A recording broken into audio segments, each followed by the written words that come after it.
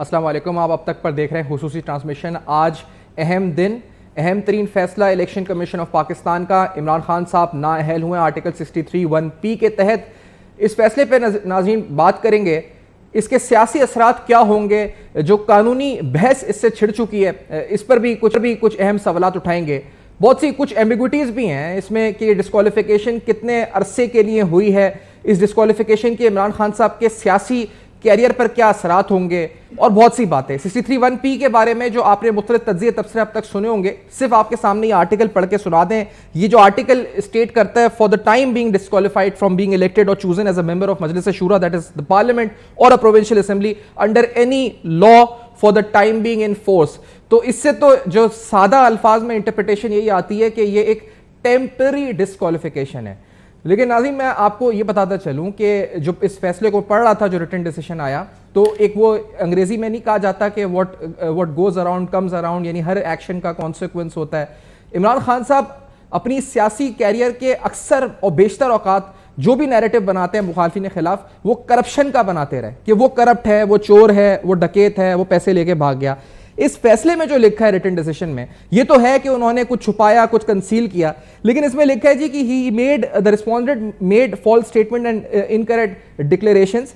ये भी उन्होंने साथ में लिखा है इस फैसले में। Therefore he has also committed the offence of corrupt practices. अब ये करप्ट प्रैक्टिसेस हुए हैं जो इमरान खान साहब की पूरी सियासत का महवर है, जो दूसरों पर उन्होंने इल्जाम लगाया।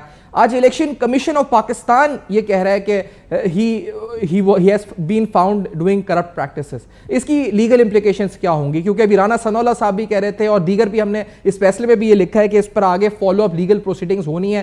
ट्रायल आजम नज़ीर तारा साहब ने भी कहा है कि इस पर हो सकता है, क्या करप्ट प्रैक्टिसेस की बुनियाद पर मजीद सजा हो सकती है, कानूनी तौर पे आगे क्या होगा, ये भी हम सवाल उठाएंगे। मेरे साथ नज़ीर लगारी साहब, सीनियर सहाफ़ी तज़य्यनगार, स्टूडियोज़ में साथ मौजूद हैं। नज़ीर लगारी साहब, आपको बहुत बहुत खुशामदीद प्रोग्राम में आपने ज्वाइन किया। मुर्तज़ा राय पहले जानते हैं, हमारे नुमाइंदे इस्लामाबाद से मौजूद है हमारे साथ।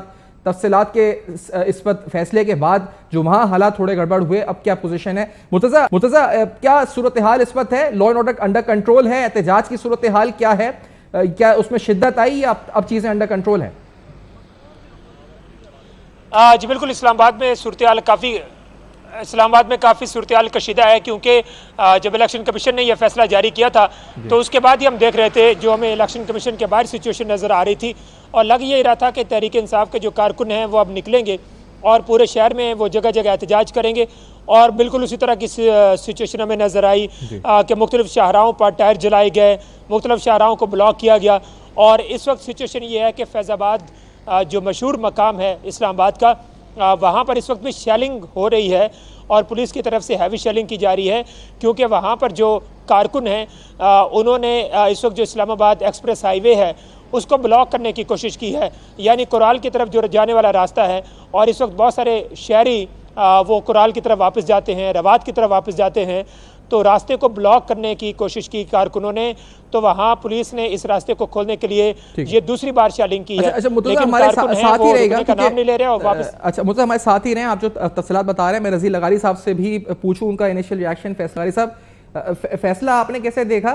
खासतौर पर इमरान खान साहब की सियासत पे इसके क्या असरात आप देखते हैं?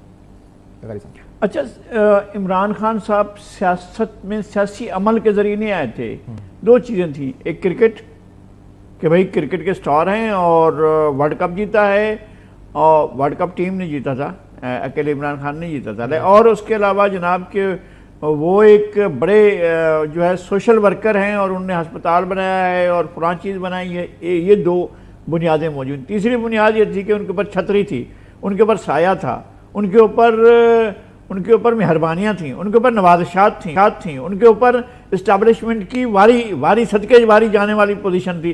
तो ऐसी पोजीशन वो सियासत में आए थे, अब वो आए हैं इस सारी सूरत हाल में। अच्छा, इस सिलसिले में हमारे दोस्त हैं सहाफ़ी राना अबरार खालिद साहब, उन्होंने बाकायदा इंफॉर्मेशन कमीशन में ये गए और जाकर कहा कि जनाब मुझे ये फैक्ट्स चाहिए कि इमरान खान साहब ने तोशा खाने से क्या हासिल किया, क्या हासिल नहीं किया। और वो जो है उन्होंने इंफॉर्मेशन देने के लिए जब हुकूमत को लिखा तो हुकूमत ने कहा नहीं भाई ये सीक्रेट राज है, हम राज जाहिर नहीं कर सकते। तो कमीशन ने कहा नहीं, कोई सीक्रेट राज नहीं है, ये ऐसा नहीं है जो कौमी राज हो जिसको अफशा करना, जिससे कौमी सलामती का मसला पैदा हो, ऐसा कोई नहीं है। ये उनके ज़ाती वज़ीर आज़म को मिले हैं, कुछ तहाइफ, वो तहाइफ तोशा खाने में होनी चाहिए, उनकी क्या पोजीशन है। बिलाखिर खुल गई सारी बात, तो मालूम हुआ कि जनाब कुछ घड़ियां थी, कुछ कपलिंग थे, कुछ और चीजें थी। 58 तोहफे थे, उसमें से काफी जो उन्होंने बेच दिए। बेचने के बाद बेच दिए उन्होंने, बेचने के बाद उसकी रकम रखी और उन्होंने वो उस कीमत पर नहीं लिए जिस कीमत पर वो ले सकते थे, कम कीमत पर लिया गया। फिर उसके जवाब दिए कि जनाब मैंने तो रोड बनवा दी थी। मालूम रोड का कोई ऐसा वो ही नहीं है, ना कोई ऐसा कॉन्ट्रैक्ट मौजूद है जो इनके पैसों से लिया गया हो, पैसे वो गए इनके पास। तो एक चीज जो बादियों नजर में अदालती जुबान में कहा जाता है कि बादियों नजर में ऐसा, तो बादियों नजर में तो ये आता है कि नजर के करप्शन। अच्छा, फिर ये कि नहीं था कोई चीज भी, फिर वो असासे जाहिर किए जाते ना, तो उसके बाद इनको बेचने के बाद 2019 या 20-21 में जो भी इन्होंने गोशवारे दाखिल किए, उनमें इन असासों से जो तोहफे बेचने के असासों जो रकूम हासिल हुई थी, जो पैसे हासिल हुए थे, वो भी करोड़ों में थे, वो जाहिर ही नहीं किए गए। अब जो जाहिर नहीं किए गए, ये कंसील इफेक्ट था। नवाज शरीफ की नाराजगी इस बात पर हुई थी कि उन्होंने एक कंपनी में जॉब की जो उनकी शायद बेटे की थी, और उस कंपनी में उनकी 10,000 दिनार तनख्वाह मुकर्रर हुई थी। उस तनख्वाह को इन्होंने कंसील किया, लिहाजा डिस्क्वालीफाई हो गए।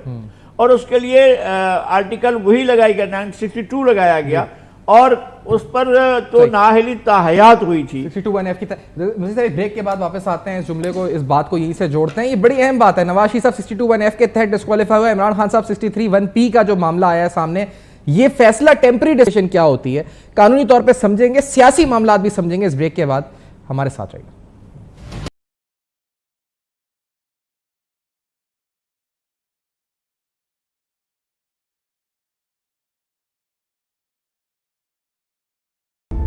Welcome back. आप देख रहे हैं खुसूसी ट्रांसमिशन। आज अब तक पर इमरान खान साहब के बारे में इलेक्शन कमीशन ऑफ पाकिस्तान का बड़ा फैसला सामने आ चुका है। 63(1)(p) के तहत इमरान खान को डिस्क्वालीफाई किया गया है। इस डिस्क्वालिफिकेशन की जो टेन्योर है, इसके ऊपर कुछ एम्बिगुइटी कानूनी लिहाज से है। इसके सियासी असरात पर नज़ीर लगारी साहब गुफ्तगू फरमा रहे थे, उनके पास वापस जाएंगे। मैं इंट्रोड्यूस करता चलूँ, रज़ा खत्ती साहब हमारे ब्यूरो चीफ इस्लामाबाद के भी हमारे साथ मौजूद हैं। अली चौधरी हमारे नुमाइंदे लाहौर से भी हमारे साथ प्रोग्राम में मौजूद हैं। दोनों को भी खुशामदीद कहते हुए, नज़ीर लगारी साहब, ये कानूनी तो अपनी पेचीदगियां होंगी, शायद इस पर हुकूमत भी फॉलो अप लीगल एक्शन करे, इलेक्शन कमीशन ने जिस तरह का है। इमरान खान साहब की मकबूलियत, जिसको उन्होंने एक बनाया हुआ अपने इर्द गिर्द के, वो बहुत मकबूल हो चुके हैं, क्या वो उसमें कुछ कमी है, इजाफा होगा, या वो जो आप अभी हम बात कर रहे थे मैनिपुलेटेड है, क्या है आपकी नजर को? देखिए, बात ये है कि 21वीं सदी है जी, डिजिटल एज है जी, मोस्ट जो इक्विपमेंट्स हैं और जो टेक्नोलॉजी है वो इतनी एडवांस है कि लोगों का बिल्कुल आनन फानन जो है राय अमा तब्दील कर देती है। आपने 10 साल पहले देखा था कि किस तरह से बाहर अरब में एक के बाद दूसरी अरब हुकूमत गिरती जा रही थी। शुमाली अफ्रीका में जो आया था अलजायर से ज़ैनुल आबिदीन अली फरार हुए, उसके बाद जो हुस्न मुबारक का इक़्तिदार ख़त्म हुआ, उसके बाद जो है वो यमन का इक़्तिदार ख़त्म हुआ, उसके बाद जो है वो अपना कन्ना कज़ाफ़ी को साथ तशद्दुद के साथ उनको मार दिया गया। फिर वह मामला रुका शाम में जाकर, क्योंकि शाम के रूस जो है वो शाम सपोर्ट कर रहा था, और फिर उसने ये सारी तब्दीली का अमल रोक दिया था। ये बहार अरब जिसको कहा गया था, बहार अरब क्या थी? अल तहरीर स्क्वायर में लोग कैसे जाकर जमा हुए थे? वो लोग अब कहाँ चले गए? इमरान खान के साथ तहरीर स्क्वायर वाली जो फॉलोइंग है वो उनके साथ जमा है। जिसने वो देखा है मोबाइल फ़ोन उसके अंदर देखा है, उसके साथ वो शामिल हो गए हैं। जो वर्कर है वो अब आया है सड़कों पर, वो आकर अपना मुजाहरा भी कर रहा है, एहतजाज भी कर रहा है, टायर वायर भी जला रहा है। ये सारा कोई ये वर्कर है। वो जो फॉलोइंग है इसकी मोबाइल फ़ोन वाली, उसका पता चल जाएगा। या जो जलसों में आते थे और जलसों में झंडे लेकर लहराते थे, वो भी मामला था। मतलब ये वो नाअहली, मैं सिर्फ ये अर्ज करना चाहता हूँ, ये वो नाअहली नहीं है जो ख्वाजा नाज़मुद्दीन की थी। अच्छा। ये वो नाअहली नहीं है जो हुसैन शहीद सोहरावर्दी की थी। ये वो नाअहली नहीं है जो पाकिस्तान में सियासी लीडरों की होती रही है। ये असल आज भी सियासी लीडर नहीं है, ये खिलाड़ी हैं जिनके साथ जो है वो जो उनके फॉलोइंग थी या जो उनके प्रस्ताव थे उनका इश्क चल रहा है। बाकी शासन में कौन सा कारनामा? रेजिस्टेंस आपको लगता है आएगी नजर? जो होता है आप कह रहे हैं वर्कर जो होता है जो रेजिस्टेंस शो करता है, वो जो उनकी उरूज था वो देख लिया है। इसके बाद अब ये ढलवान की तरफ जा रहे हैं और ढलवान की तरफ तेजी से जाएंगे। इसलिए कि कल तक तो बातें ये हो रही थी कि जी नहीं हम तो इसका इंतजार नहीं करेंगे, हम अक्टूबर में ही धरना देंगे। कल फिर बैठकर वो रास्ता निकाल रहे थे कि बीच का रास्ता निकालें। असद उमर साहब आपने देखा था एक और चैनल पर बैठे हुए थे और बीच का रास्ता निकाल रहे थे। तो अब बीच का रास्ता भी नहीं है। अब इनकी जो पॉपुलरिटी थी वो कहाँ थे, उनके आसरा क्या था, उनकी टेकी क्या थी, किस किस भरोसे पर खड़े हुए थे, वो तो उन्होंने खुद तोड़ दिया ना। जिन कुव्वतों ने उनको लाना चाहा था या उनसे फैज़याब होना चाहता, वो फैज़याब हो चुके हैं, उनको क्या मिलना था। उनने तो फिर गालियां सुनी आखिर में। एग्जैक्टली। तो अब क्या हो गया उनके साथ। मैं कहता हूं कि ये एक बुरा फैसला था कि आप एक खिलाड़ी को लें और कहें कि जी सियासत के मैदान में जाओ, और बड़ा वो जहां भी किया गया, जो लोग इसमें इन्वॉल्व थे, बहुत सी चीज़ों को तो हम चश्मदीद गवाह है ना। इनके नाम पर आर्टिकल लिखे थे, इनको पता ही नहीं होता, 100 करोड़ तो मालूम होता है उनके नाम पर, बड़े बड़े अखबारात में जो उनके आर्टिकल छपे हुए हैं, और सारे के सारे बिल्कुल उनको पता ही नहीं होता था, लिखता कौन था ये भी उनको मालूम नहीं होता था, लिखवाए जाते थे। अच्छा, लाहौर के हालात क्या हैं? अली चौधरी साहब आप बताएं, लाहौर की सूरत हाल, वहां पर भी हमने सुना कुछ जगहों पर एहतजाज है, इस वक्त क्या पोजीशन है और लॉ एनफोर्समेंट के हवाले से क्या हालात हैं? क्या कहीं हालात बिगड़ने की भी इत्तलात हैं? जैसे इस्लामाबाद से हमने कुछ सुनी इत्तलात कशीदा हालात की, क्या लाहौर में सब नॉर्मल है या अभी हालात कशीदा है?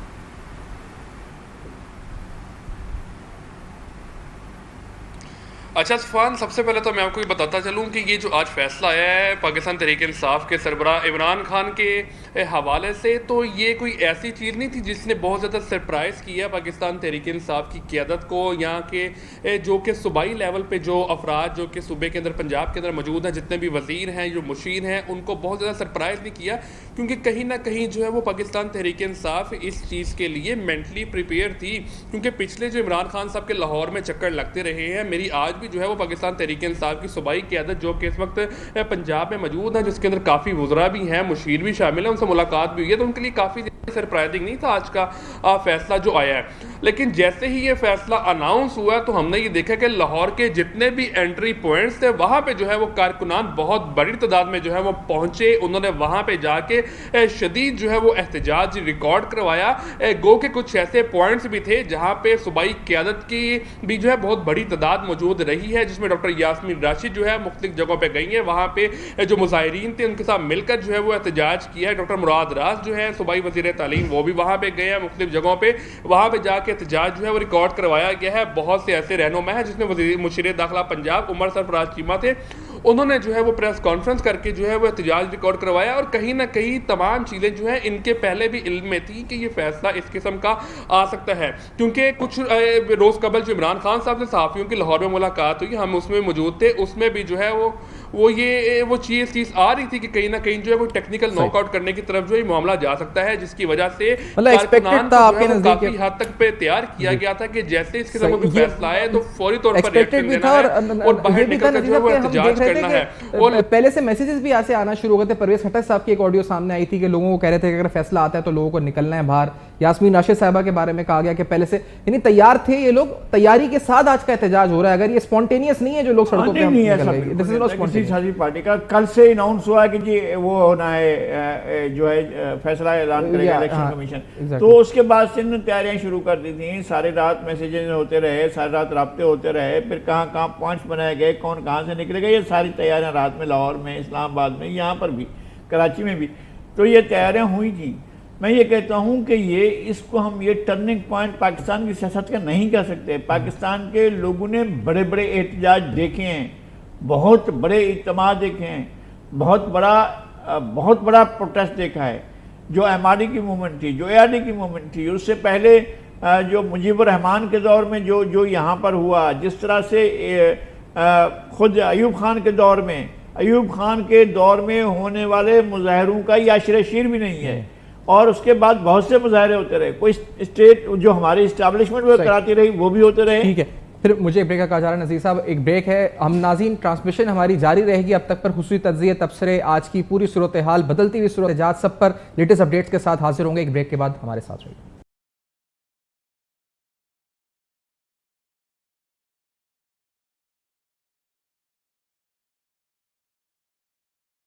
वेलकम बैक, आप देख रहे हैं अब तक पर खुसूसी ट्रांसमिशन। आज इमरान खान साहब के बारे में एक बड़ा फैसला इलेक्शन कमीशन ऑफ पाकिस्तान का, इस फैसले की इम्प्लीकेशंस कानूनी सियासी तौर पर क्या हो सकती हैं ये हम जान रहे हैं। जब हमने ये स्टोरी, जब ये मामला सामने आया था तोशा खाना का, उस वक्त भी हमने की थी, तो इसमें 3 अहम वायलेशंस हमने देखा था कि इस हवाले से सामने आई थी, जिसके कुछ डॉक्यूमेंट्स भी हमने आपको उस वक्त दिखाए थे। जो तफसीलात सामने आई थी उसके मुताबिक तकरीबन 140 मिलियन के तहाइफ ऐसे थे जो इमरान खान साहब ने कहा गया जी को जो जिन तहाइफ को उन्होंने जो रिटेन किया, दूसरी बात यह कि जिस वैल्यू पर रिटेन किया वो खुद जो उन्होंने रूल्स बनाए थे तोशाखाना के, वो उस वैल्यू से कम पे उसकी रिटेंशन की और फिर उसको डिक्लेयर नहीं किया अपने एसेट्स एंड लायबिलिटीज की स्टेटमेंट में, साथ साथ उसको बेचकर उसकी रिटेंशन वैल्यू पे की गई है। 3 अहम वायलेशन सामने आई थी। आज फैसला आ चुका है 63(1)(p) के तहत डिस्क्वालिफिकेशन हुई है। मेरे साथ मोना आलम साहिबा हमें ज्वाइन कर रही हैं, हमारी सीनियर एंकर हैं अब तक की, हमें ज्वाइन कर रही हैं। हमारे साथ बीनिस सलीम साहिबा सीनियर सहाफ़ी तज़ निगार प्रोग्राम में साथ हैं। रज़ा खती साहब इस्लामाबाद ब्यूरो चीफ हमारे साथ मौजूद हैं। रज़ा साहब, उस वक्त हम आ नहीं सके आपकी तरफ, पहले आपकी तरफ से आगाज़ करते हैं। बताएं रज़ा साहब, आप क्या देखते हैं, क्योंकि ये जो फैसला आया है इसके बाद कुछ हमने देखा है, रिएक्शन आया है पाकिस्तान तहरीक इंसाफ का।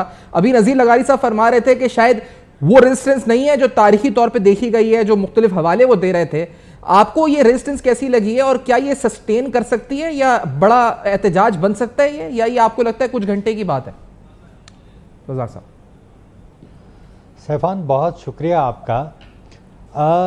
2-3 पहलू हैं इस केस के। देखें ना, एक तो ये कि जो इलेक्शन कमीशन के ख़िलाफ़ इमरान खान और चीफ इलेक्शन कमिश्नर के ख़िलाफ़ जिस तरह बोलते रहे हैं, ज़ाहिर है कि सारी सूरत-हाल के अंदर अगर किसी भी अहम ओहदेदार के जहन में किसी के लिए कोई सॉफ्ट कॉर्नर होता है तो इस सूरत-हाल में तो कम अज़ कम नहीं बनता। और जिस कोर्ट के अंदर आपका केस लगा हुआ और उसके ख़िलाफ़ जिस तरह आप बोलते हैं तो आपके लिए कोई भी इस तरह सॉफ्ट कॉर्नर नहीं बन सकता। लेकिन आज ये बड़ा अहम वाक़या इसलिए भी है कि एक सरबराह हुकूमत जो साबिक़ वज़ीर आज़म हैं, उनके ऊपर जिस तरह आपने अभी फरमाया कि 14 करोड़ रुपए के जो तोहफ़े थे उन्होंने ख़रीदे और फिर वो उन्होंने जो है वो जो सालाना गोशवारे होते हैं उसमें ज़ाहिर नहीं किए।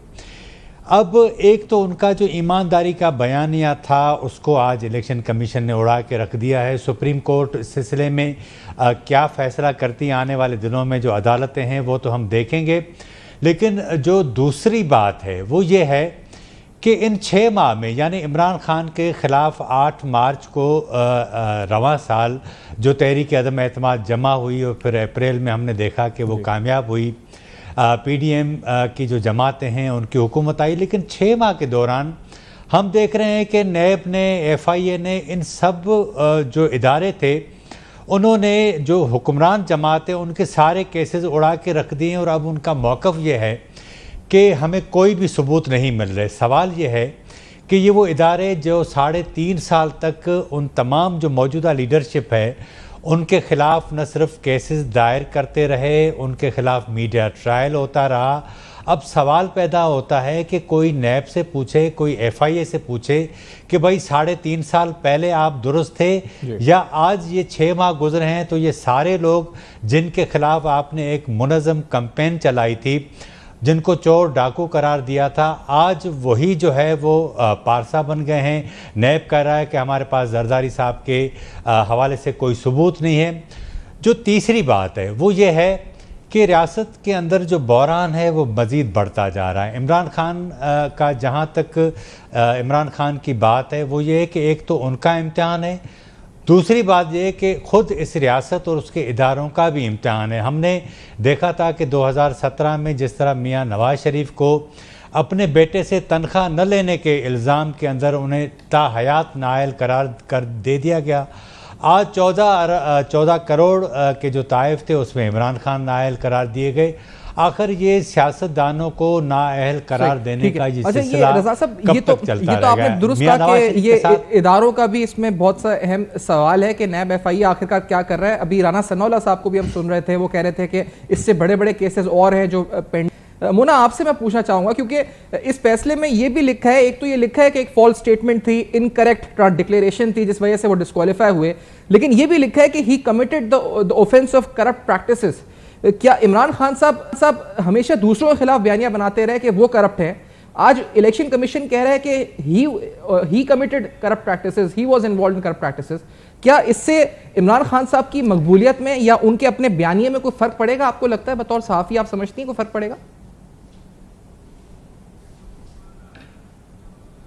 देखिए, मुझे लगता तो नहीं है कि उनके बयानियों में कोई फर्क आएगा, लेकिन एक्चुअली बात यह है कि इस वक्त ज्यादा प्राइमरी फोकस हमारा ये है कि हम भी अपने घरों में महसूर हैं। Like for this particular transmission मैं आना चाहती थी और मैं नहीं ट्रैवल कर पाई। मैं कुछ भी नहीं हूँ, मेरी तरह मुझसे बदतर हालत में इस वक्त लाखों लोग अपनी अपनी जगहों पर महसूर हो गए। मुल्क भर में ये सूरत हाल है और टीयर गैस की शेलिंग चल रही है, जो खासतौर पर ट्विन सिटीज इस्लामाबाद और रावलपिंडी को कनेक्ट करने वाली जो शाहरा है, फैजाबाद बिलखुसूस, आपको पता है जब भी ये रोकी जाती है यहाँ इस्लामाबाद में, इससे पहले भी यहाँ पर धरने होते हैं, तो ये एक ऐसा पॉइंट समझा जाता है जहां पर अगर आपने पूरे 2 शहरों को हॉस्टेज बनाना है ना और वहां के लोगों को, तो आप ये शाहरा ब्लॉक करते हैं। बिल्कुल वही सूरत हाल आज नजर आ रही है। इस्लामाबाद पुलिस भी माशाल्लाह किसी से कम नहीं है, वो लोग भी आंसू गैस शेलिंग कर रहे हैं, जिससे ना सिर्फ मुतासरीन उससे मुतासर हो रहे हैं, सॉरी ना सिर्फ मुजाहिरीन मुतासर हो रहे हैं, बल्कि जो दीगर आम शहरी हैं जो अपनी नकलो हरकत के लिए वहां आए हुए हैं या उन अतराफ में मौजूद हैं, उस फैसिलिटी में मौजूद हैं, उनका भी जीना मुहाल हो गया है। उसी तरह से जो मुजाहिरीन है वो भी किसी की परवाह किए बगैर वो पत्थरों की बौछार कर रहे हैं। तो ये बड़ा एक अफसोसनाक किस्म का ये एक सिनेरियो है जो हमें पूरे मुल्क में नजर आ रहा है। और अफसोस इस बात का है कि पीटीआई की तरफ से इसको रोकना तो दूर की बात है, उल्टा इसकी ओनरशिप ली जा रही है। शहबाज गिल का अभी थोड़ी देर से पहले एक ट्वीट है जिसमें वो ये बात कर रहे हैं कि जी पूरा मुल्क बंद कर दिया है, पूरा मुल्क इमरान खान के साथ है। भाई मतलब हमने तो कुछ नहीं किया ना, पूरे मुल्क का इसमें क्या कसूर है? या जिन लोगों की आप नकलो हरकत रोक रहे हैं उनका क्या कसूर है?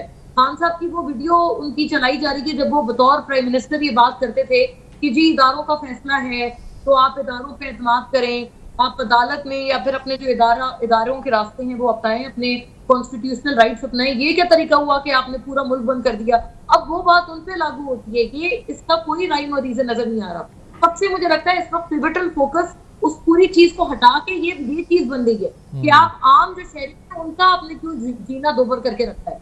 और दूसरी बात इसमें जो आपने जो सवाल किया, देखिए करप्ट प्रैक्टिस हुई है नहीं हुई है, इससे बाला था। आपने सियासी मुहरकात पूछे है ना, इसमें कोई शक नहीं। इमरान खान साहब अपनी पॉपुलैरिटी की पीक पर 7वें आसमान पर इस वक्त मौजूद थे। अभी कुछ रोज पहले जो ज़िमनी इंतखाब हुए हैं उन्होंने मुल्क में एक तारीख रकम की है कि तमाम ज़िमनी इंतखाब उन्होंने जीते हैं। ये बिल्कुल बात सच है कि इस वक्त जो ये फैसला हुआ है पॉपुलर सेंटिमेंट की इससे नफी हुई है, लेकिन क्या उसका ये मतलब है कि आप हमें यहाँ से पकड़ लें? नहीं, उसका ये मतलब नहीं है। उसका ये मतलब है कि आप थोड़ा खुद नजरसानी करें। अभी तो बनी गाला में मीटिंग्स चल रही है, मुलाकातें हो रही हैं, आप अपनी कोई हिकमत अमली बनाएं, आगे बताएं आप क्या करना है, सुप्रीम कोर्ट जाना है, बहुत सारे और ऑप्शंस हैं। ताहयात नाअहली ये नहीं है और मतलब ये अच्छी बात है कि ताहयात नाअहली नहीं है। कोई आपने क्या करना चाह रहे हैं? लेकिन मुन्ना ये बताएं कि इसमें दो रास्ते हैं ना, जिस तरह आप कह रही हैं कि बनी गाला में भी इजलास चल रहे हैं और उनको एक मजबूर करें तो आप क्यों मोटो नोटिस दो रास्ते, हमारा कोई कसूर नहीं। अच्छा दो समझ ही नहीं आ रही है। और पीएमएलएन की इस बात पे मिठाइयां बांटने से पहले ये सोच ली कि नवाज शरीफ साहब भी इन्हीं 62-63 के तहत लेकिन मुन्ना ये दो रास्ते तहरीक इंसाफ के पास हैं। बनी गाला में अगर इजलास हो रहा है तो एक तो ये कि इसके सियासी मुज़ाहमत की जाए इस फैसले के खिलाफ, और एक है कानूनी रास्ता। पिपिटल केस है वो तोशा खाना वाला, वो बिल्कुल इमोरल है। मैं उसकी ये बात मैं नहीं जानती कि लीगैलिटीज क्या है, लेकिन मोरालिटी के तौर पर ये बिल्कुल इमोरल बात है कि आपको किसी मुल्क ने तोहफे दिए, आपने आगे बेच दिए। ठीक है, अच्छा क्यों यही सवाल चले, क्योंकि इससे पहले हम ब्रेक पे जाए, मैं बिनेश से पूछूं। बिनेश आपसे मैं पूछना चाहूंगा क्योंकि दो रास्ते हैं शायद तहरीक इंसाफ के पास। एक रास्ता ये है कि या तो वो सियासी मज़ामत करें, दूसरा रास्ता जो कानूनी रास्ता वो इख्तियार करेंगे भी, जिस बारे में कहा जा रहा है कि वो करेंगे। लेकिन ये जो रिएक्शन आया है, ये शो इस तरह किया गया जैसे स्पॉन्टेनियस है, लेकिन हमने कुछ ऑडियो क्लिप्स कल देखे। हमने परवेज खटक साहब की एक ऑडियो सुनी जिसमें वो कह रहे हैं कारकुनों को कि फौरन निकलना बाहर। जो आज रिएक्शन हमने देखा है सड़कों पर, इज इट स्पॉन्टेनियस या it is a very planned and organised movement of people जो हुआ है? सड़कें बंद जिस तरह से हुई हैं बिनेश साहिबा, आपको क्या लगता है? ऑफ कोर्स सुफियान, ये प्लान्ड है। अच्छा। क्योंकि रेड लाइन है पाकिस्तान तहरीक इंसाफ की। अगर इमरान खान साहब को अरेस्ट किया जाता है, इमरान खान साहब को डिस्क्वालीफाई किया जाता है, ये वो चीज है जो कि इमरान खान साहब मुसलसल पिछले कुछ महीने में लगातार ये नैरेटिव बनाते चले आ रहे हैं। मतलब आप ये देखें कि इससे पहले सीधा आपके सवाल की तरफ आऊं, जितना आपने सीधा सवाल पूछा है वो उतना सीधा नहीं है, लेकिन मैं जैसा सवाल है मैं उसी तरह घूम फिर के सवाल के डायरेक्ट जवाब पर आऊंगी, क्योंकि उसके पीछे थोड़ी सी एक बैकग्राउंड है। वो बैकग्राउंड ये है कि इमरान खान साहब ने तमाम लोगों का ये नैरेटिव बनाया अपने सपोर्टर्स का, और क्योंकि उनकी कल्ट फॉलोइंग है, इमरान खान साहब जो अपने सपोर्टर्स को कहते हैं वो मान लेते हैं। उन्होंने पहले से ये बयान बनाना शुरू कर दिया था, ये उनका दिमाग बनाना शुरू कर दिया था कि जी मुझे गलत झूठे केस में मुझे बायस होकर के डिस्क्वालीफाई किया जाएगा, क्योंकि मुझे माइनस करने की तैयारी शुरू है। अब मामला ये है कि हमें लोगों को ये समझाना है, being a responsible anchor and a responsible journalist, कि बेसिकली इलेक्शन कमीशन ने या तोशाखाना एक्चुअली है क्या। अब इतना वक्त आपके पास भी शो में नहीं होगा और मेरे पास बोलने के लिए भी नहीं होगा, तो सिर्फ 2 जुमलों में मैं आपको बताती हूँ कि तोशाखाना, आपको तो खैर पता है आवाम को, कि तोशाखाना के अंदर होता यह है कि वो तहाइफ जो वजीर आजम पाकिस्तान को मिलते हैं वो तोशाखाना में जाते हैं, लेकिन इमरान खान साहब के मामले में वो तहाइफ तोशाखाना में गए ही नहीं। वो इमरान खान साहब को दिए ऐसा तोहफा, इमरान खान साहब अपने घर ले गए बहैसियत वजीर आजम, बाद में उन्होंने इसको डिक्लेयर नहीं किया। एक दफा डिक्लेयर नहीं किया, कोई बात नहीं, गलती हो गई। दूसरी दफा डिक्लेयर नहीं किया, कोई बात नहीं, लाडले हैं, गलती हो गई। तीसरी दफा डिक्लेयर नहीं किया, कोई बात नहीं, गलती हो गई। चौथी दफा तो पकड़ आएगी। मजे की बात यह है कि इमरान खान साहब जो है, ये जो इलेक्शन कमीशन ने आपको फैसला दिया है, ये उन चीजों पर दिया है जो डिक्लेयर नहीं की। गलत हलफनामा जमा कराया गया, बैक डेट में जाके गलत एंट्रेंस की गई, ये वो तमाम मामलात हैं जो अभी आगे फर्दर कोर्ट्स में जाकर के चैलेंज होंगे। मुख्तसर जवाब मैं आपको ये इसका बता देती हूँ 2 पार्ट में। एक पार्ट ये कि जो फैसला आया है उसकी रोशनी में इमरान खान साहब करप्ट प्रैक्टिसेस में मुलव्विस पाए गए हैं। वो करप्शन जिसका ताना नवाज शरीफ को मिलता था, वो नवाज शरीफ के किसी फैसले में नहीं है। ठीक है, अच्छा बीच में अगर मुझे याद नहीं तो ये जवाब मुकम्मल इस ब्रेक के बाद आपसे ले लें। एक ब्रेक हमें कहा जा रहा है, इस ब्रेक के बाद तो जो असल मामला जिस तरह बिनीश बता भी नहीं है कि इमरान खान साहब करप्ट प्रैक्टिसेस इलेक्शन कमीशन कह रहा है, इसकी कानूनी तौर पे इम्प्लीकेशंस क्या हो सकती हैं। और जिस तरह हमने कहा कि इमरान खान साहब तो खुद दूसरों को करप्ट कहते रहे, आज उनके ऊपर कहा गया जी कि he is involved in corrupt practices, ये उनके सियासी कैरियर के लिए भी कितना बड़ा डेंट होगा। आफ्टर दिस ब्रेक हमारे साथ रहेगा।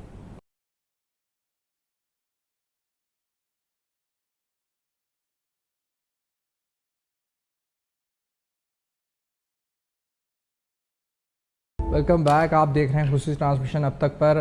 नाज़रीन, ये भी सूरत-ए-हाल हमने देखा है कि जिस तरह भी नज़ीर लगारी साहब भी हमारे साथ मौजूद थे कि किस तरह मैनिपुलेट किया जाता है आजकल के दौर में सोशल मीडिया को। बिलखुसूस हमने देखा कि अगर इमरान खान साहब की नाअहली का जिस तरह कहा गया था कि रिएक्शन, ये सड़कें, कुछ ऐसे अकाउंट्स हैं सोशल मीडिया पे जो बाकायदा इस तरह की खबरें फैला रहे हैं जैसे पता नहीं पूरा मुल्क बाहर आ चुका है, जैसे पता नहीं इस मुल्क के अंदर कोई खुदा ना खास्ता खाना जंगी की कैफियत है। मैं इस वक्त शहर कराची में मौजूद हूँ। मैंने खुद जब मैं गुजर रहा था मैंने देखा जो शारा फैसल थी, जो मेन शारा फैसल थी जहाँ इंसाफ हाउस है पाकिस्तान तहरीक इंसाफ का, गालिबन वहाँ जितने अगर मैं काउंट कर सकूँ कोई तकरीबन 40 से 50 लोग उस वक्त जो मुझे नजर आया एहतजाज के बाद, तो बाद में भी जो मैंने फुटेजेस देखे इतने लोग थे जो उस वक्त एहतजाज कर रहे थे कराची में मेन शारा फैसल के ऊपर। इसके अलावा मैंने नहीं कहीं सुना, अगर मैं गलत हूं तो शायद मैंने अभी और दोबारा सर्च किया, मुझे कराची में कहीं किसी और स्पॉट पे कोई रिएक्शन नजर नहीं आया। ये वो शहर है जिससे अभी NA 239 इमरान खान साहब जो है जीत चुके हैं। वो कहते हैं जी कि मेन पावर हब है उनका जो, लेकिन यहाँ पर कोई नहीं निकला इमरान खान साहब आपके लिए। मैंने जो देखा है शारा फैसल पे कुछ लोगों का एहतजाज देखा था, उसके बाद मैंने कहीं नहीं देखा, कोई सड़क मैंने नहीं देखा कि ब्लॉक है।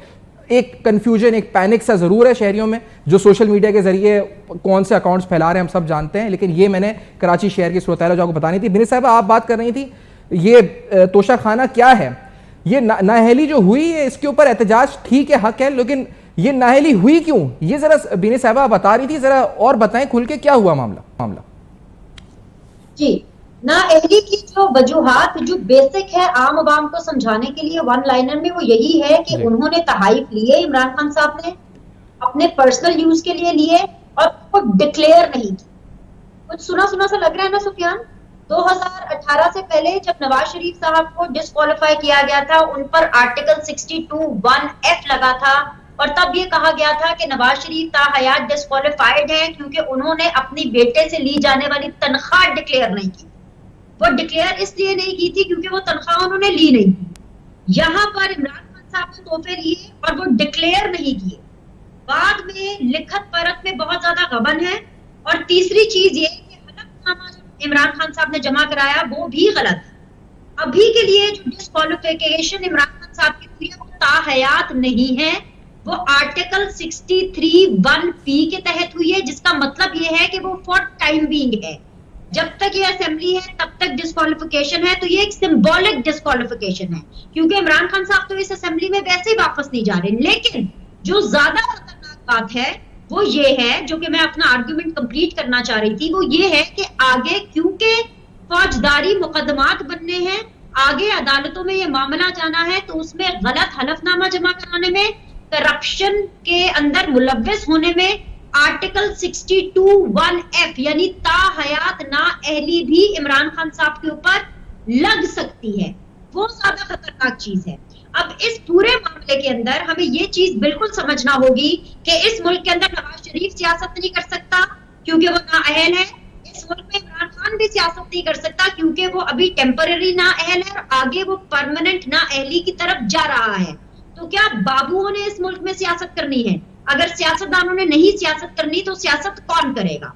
तो ये हाई टाइम है कि इमरान खान अभी बंद गली में जा चुके हैं, उनको पार्लियामेंट की तरफ जाना चाहिए। खुद वो डिस्क्वालीफाई हो चुके हैं, लेकिन उनकी अपनी पार्टी को वो पार्लियामेंट में भेजे ताकि पार्लियामेंट में जाकर के कानून साजी, अमेंडमेंट, कानून खत्म करना, कानून की तरमीम करना हो, ताकि सियासतदान अपनी गाड़ी किसी तीसरे के हाथ में ना दें और इस तरह से पाकिस्तान का सियासी सिस्टम बच सकता है। वरना सुफियान, आप और मैं यहाँ बैठ करके ये ट्रांसमिशंस करते रहेंगे। आखिरी एक चीज मैं आपको बताना चाहती हूँ, आज के दिन की एक अच्छी खबर ये थी कि आर्मी चीफ साहब की तरफ से जराये के हवाले से खबरें चल रही थी कि आर्मी चीफ साहब ने ये फरमाया कि मैं 5 हफ्ते में रिटायर हो रहा हूँ। ये अच्छी खबर है कि वो इस SOP को एक्सेप्ट कर रहे हैं, हर चीज बाय द बुक हो रही है। बुरी खबर कि आज एक और सियासतदान डिस्क्वालीफाई हो गया। तो हमें ये देखना है कि पाकिस्तान को आगे किस तरह और कैसे लेकर के जाना। ठीक है, तो एक ब्रेक लेनी है मुझे दोबारा। इस ब्रेक के बाद वापस आते हैं, फिर मोना का मौक़िफ़ भी और उसके बाद रज़ा साहब से भी बात करते हैं इस पूरी सूरत हाल के ऊपर। नाज़रीन, इमरान खान साहब हुए डिस्क्वालीफाई, इसकी कानूनी और सियासी इम्प्लिकेशंस क्या है? आफ्टर दिस ब्रेक इस ट्रांसमिशन में हमारे साथ रहिए।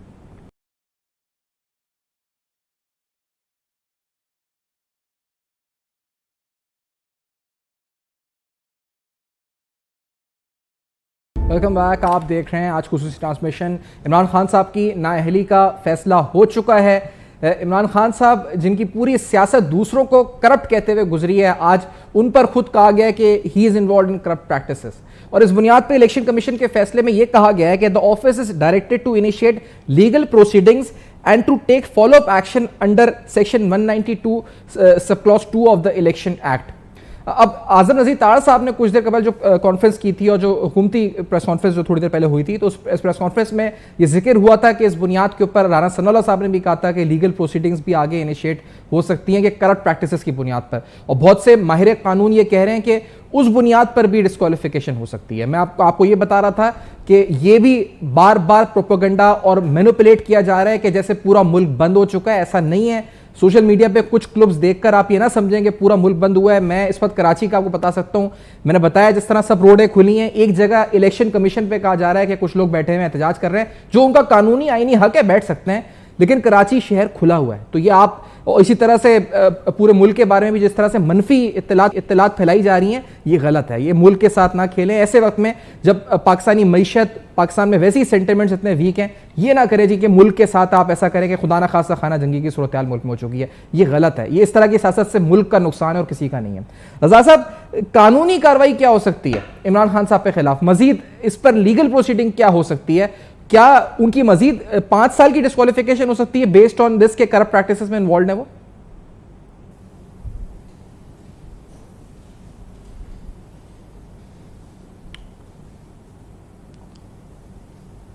रज़ा साहब, आपको मेरी आवाज आ रही है? अच्छा, मुझे कह रहे हैं सैफान? जी जी, आपसे पूछा।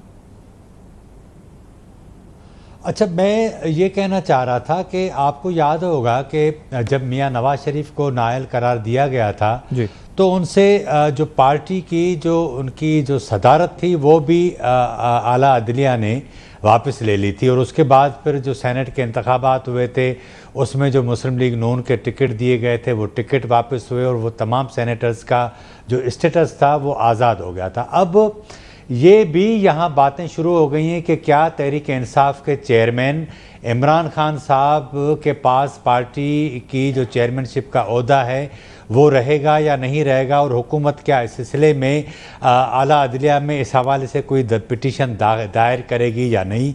ये तकरीबन पीर के दिन ये सूरत हाल वाज़ेह हो जाएगी।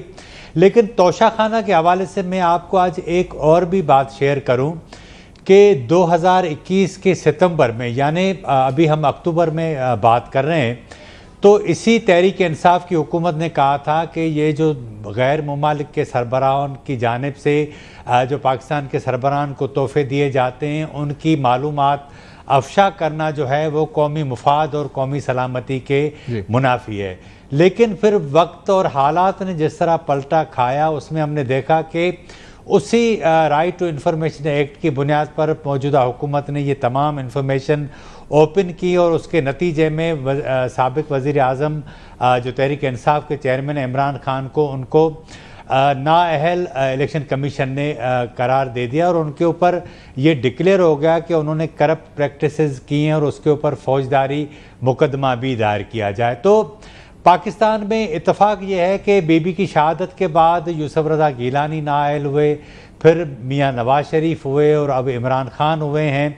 तो ये प्रैक्टिस जो है बुनियादी तौर पर इसको अगर ईमानदारी से इसका जायज़ा लिया जाए तो कहीं ना कहीं सियासी तौर पर सियासी इंतकाम के तौर पर हमारे तमाम इदारों का इस्तेमाल होता है, कभी दुरुस्त होता है, कभी जो है वो गलत होता है। लेकिन इस बार भी हमने देखा कि 14 करोड़ की करप्शन के उनके ऊपर इल्ज़ामात थे, और इमरान खान अपने लोगों की मार्फत सोशल मीडिया के ज़रिए ये तासुर देते रहे कि बड़ा ईमानदार पाकिस्तान की सियासी तारीख में लेकिन दूसरों की जो रज़ा साहब डिस्क्वालिफिकेशन हुई तो उसमें खुद इमरान खान साहब ने चर्चा किया ना, जब नवाज शरीफ साहब की डिस्क्वालिफिकेशन, कि ये तो बात दुरुस्त है प्रिंसिपली के सियासी फैसले अदालतों में या किसी और इदारों में नहीं होने चाहिए, लेकिन जब ये हुआ तो खुद इमरान खान साहब ने एक नैरेटिव बनाया, जश्न मनाया पनामा का, फिर उस बुनियाद पे फिर आगे इन्होंने इलेक्शन भी लड़ा, जीते भी। मतलब ये सब तो हम जानते हैं। अब वो किस हैसियत से कह सकते हैं कि ये गलत है, या उनकी पार्टी कह सकती है कि ये गलत है, ये नहीं होना चाहिए?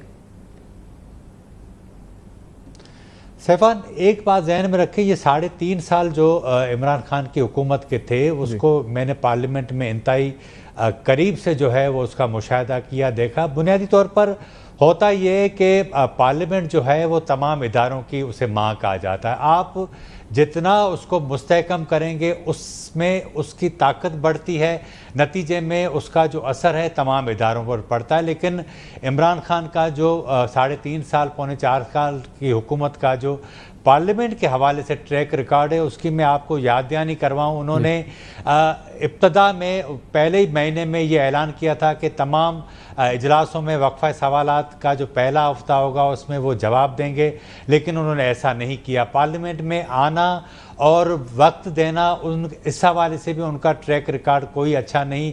बजट के दिनों में आते थे, या कभी एतमाद का वोट लेना हुआ, या इंतहाई कोई बड़ा इवेंट होता था तो वो आते थे, वैसे वो नहीं आते थे। इसी तरह अपने अरकान जिनकी वजह से वो वज़ीर आज़म मुंतखब थे उन्होंने उनको भी कोई अहमियत नहीं दी। तो डेमोक्रेसी के हवाले से होता ये कि जिनके वोटों से आप पावर में आते हैं उनकी इज़्ज़त सबसे ज़्यादा अहम होती है, लेकिन इत्तफाक ये है कि उनका मिजाज इस तरह का है कि उन्होंने अपने लोगों अपने इत्यादियों को भी इस तरह की अहमियत नहीं दी। और आप इस बात से भी अंदाज़ा लगा लें कि जब 8 मार्च को उनके खिलाफ तहरीक अदम एतमाद कौमी असम्बली में दायर की गई, उसके बाद उनका जो रवैया था अपने इत्यादियों के लिए, अपने अरकान के लिए, बजाय वो उनको मनाते, अपनी हुकूमत बचाते, अपने जो एजेंडा था उसको पूरा करते, तो उसका उन्होंने खमियाजा भी खुद उन्होंने ये मौका फराहम कर दिया कि उसकी हुकूमत खत्म हो जाए। मैं बीनी साहिबा से भी पूछना चाहूंगा। बीनी साहिबा ये बताइए, क्योंकि जो 2014 का धरना था हम सब जानते हैं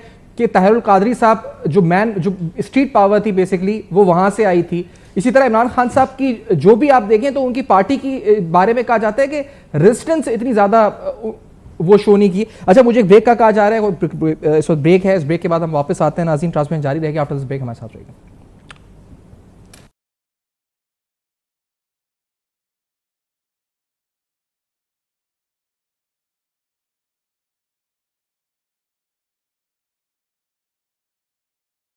वेलकम बैक। अब तक पर आप देख रहे हैं खुसूसी ट्रांसमिशन। आज का दिन बड़ा अहम रहा। एक तो इलेक्शन कमीशन से इमरान खान साहब के खिलाफ फैसला आया, दूसरा एक अच्छी खबर इंतहाई जो ग्रे लिस्ट के हवाले से फैटिफ ने पाकिस्तान का नाम ग्रे लिस्ट से निकाल दिया। पाकिस्तान की मईशत के लिए इंशाल्लाह ये बहुत अच्छी खबर हो सकती है, खासतौर पर फॉरेन डायरेक्ट इन्वेस्टमेंट के हवाले से अच्छी खबर हो सकती है। हिना रब्बानी खर साहब ने जो प्रेस कॉन्फ्रेंस की, जो उसके बाद ब्रीफिंग दी, उसमें उन्होंने कहा कि बड़ा नेशनल रिजॉल्व चाहिए था इसके लिए, और नेशनल रिजॉल्व के साथ पाकिस्तान 4 साल बाद इस लिस्ट से बाहर आ चुका है। मोना आलम हमारे साथ मौजूद हैं, सीनियर सहाफ़ी, माइको एंकर, सीनियर एंकर पर्सन, और हमारे साथ शौकत यूसुफजई साहब पाकिस्तान तहरीक इंसाफ के सीनियर रहनुमा, शर्मिला फारूकी साहिबा पाकिस्तान पीपल्स पार्टी से सीनियर रहनुमा हमारे साथ मौजूद हैं। मोना, पहले तो ये आज ये फैसला भी आया, आज का दिन अगर हम पूरा करें तो इलेक्शन कमीशन की तरफ से ये मामला, फिर फैटफ की तरफ से फैसला आना, एक आप किस तरह कहेंगी कि पाकिस्तान के लिहाज से क्या एक अच्छी खबरें रही, बुरी खबरें रही, आप किस तरह इंटरप्रेट करेंगी? सैफान, मुझे तो समझ नहीं आ रहा कि हंसना है या रोना है, खुश होना है या उदास होना है। मतलब इतनी अच्छी, इतनी बड़ी खुशखबरी 2018 से हम FATF की इस ग्रे लिस्ट की वजह से जलील हो रहे हैं लिटरली, और कोई कसर नहीं छोड़ी हमने हर तरह से हाथ पांव मारे, सब कुछ किया कि किसी तरह से हमारी जान छूटे इस ग्रे लिस्ट से। और अब जाकर अगर हमें ये खुशखबरी मौसूल हुई है तो हम इतने डिवाइडेड हैं, हम आपस में दस्त गिरबा हुए रहे, हम एक दूसरे को खाने के लिए दौड़ रहे हैं। क्या हालात है इस वक्त, आप बाहर जाकर देखें, रुख करें बाहर का। अल्लाह आपको खैर और आफियत से आपको और तमाम पाकिस्तानियों को घर पहुंचाए अपने, या अपने मंजिलों पर पहुंचाए। इस वक्त जो हालात है मुल्क के, it's a sorry state of affairs. इस कदर पोलराइजेशन और इस तरह की रेडिकलाइजेशन, शायद शर्मिला साहिबा बेहतर बता पाएंगी, शौकत साहब बेहतर बता पाएंगे। ऐसा लगता है कि 71 का दौर वापस आ गया है। इतनी आपस में रंजिश है कि हम कोई एक मुश्तरका खुशखबरी मिलकर नहीं सेलिब्रेट कर सकते। ये हमारी हालत ज़ार है, ये हमारी हालत ज़ार है। ये एक बहुत सॉरी स्टेट ऑफ अफेयर्स है। ये इस पे मैं खुश होना चाहती हूँ, लेकिन मैं कैसे खुश हूँ? जब मैं खिड़की से बाहर हालात देखती हूँ, बाहर कदम निकालने की कोशिश करती हूँ, तो मुझे वो हालत नजर आती है जो इस वक्त सड़कों पर हुई भी है। पूरा एक जत्थे मुल्क भर में हमारे जिंदगियों को यरगमाल करके बैठे हैं। दूसरी तरफ पुलिस ये नहीं देख रही कि वो शर फैलाने वाले लोग हैं या आम शहरी हैं, वो अंधाधुन अपना जो इसके ऊपर एक्शन है वो तमाम इतराफ पर कर रहे हैं। मेरी समझ नहीं आ रहा मैं क्या करूं। मुझे इसमें आप शायद कुछ ठीक है। यहाँ पर कराची में तो मुना, यहाँ पर तो मैंने देखा है कि इस वक्त हालात, जो रोड्स हैं वो खुली हैं खासतौर पे, और इस तरह का कोई बड़ा एहतजाज हमने नहीं देखा अभी तक। शौकत यूसुफजई साहब, आप फरमाइएगा, क्या तहरीक इंसाफ का अगला लाहेमल सियासी भी क्या होगा, कानूनी लाहेमल भी क्या होगा इमरान खान साहब की डिस्क्वालिफिकेशन को लेकर? इलेक्शन कमीशन की तरफ से वो इंतहाई बायस है जी, मुतासिबाना है। और ये आप देखें कि एक चीफ इलेक्शन कमिश्नर एक दिन पहले कहता है कि इमरान खान ने इलेक्शन कैसे लड़ा। आप देखें कि इलेक्शन लड़ने की इजाजत कौन देता है? इलेक्शन कमीशन देता है। अगर इलेक्शन कमीशन को पता ही नहीं था कि ये इलेक्शन कैसे हुआ, तो फिर इतनी एक्सरसाइज करने की जरूरत क्या थी? ये तो सिर्फ इंतजार था, इन्होंने फैसला करके महफूज कर लिया था। और इंतजार इस बात का था कि इमरान खान 8 सीटों पर इलेक्शन लड़ेंगे, ये हार जाएंगे, और हारने के बाद जब फैसला सुनाया जाएगा तो लोग जो है ना वैसे भी मायूस हुए होंगे। और वो सूरत-ए-हाल चेंज हुई। इमरान खान ने 6 सीटें जीती और एक 13 जमातों को शिकस्त देकर आए और पॉपुलर लीडर साबित हुए, और अपने एक तारीख बनाई उन्होंने कि इस तरह का कोई लीडर नहीं जो 6 सीटों पे वो कामयाब हुआ, और आवाम ने इस तरह की पजीराई दी। तो मेरे ख्याल से आज का जो ये फैसला है इसकी मैं मजम्मत भी करता हूँ, और मुझे अफसोस है कि इलेक्शन कमीशन के हवाले से जो हम बार बार कह रहे थे कि ये बायस है, उसने अपना किरदार वाजे कर दिया है। अब इसके मजीद रहने का जो है वो कोई जवाब भी नहीं है, क्योंकि इससे पाकिस्तान को नुकसान हो रहा है। इमरान खान को अगर आप सियासत से माइनस करेंगे तो पाकिस्तान को नुकसान होगा। पाकिस्तानी अवाम इस वक्त किसी सूरत में इसको बर्दाश्त नहीं करेंगे। और ये जो सूरत हाल आज देखिए आपने, ये तो सिर्फ एक झलक थी, जो लोग निकल आए सड़कों पे बगैर किसी लीडरशिप के, बगैर उसके।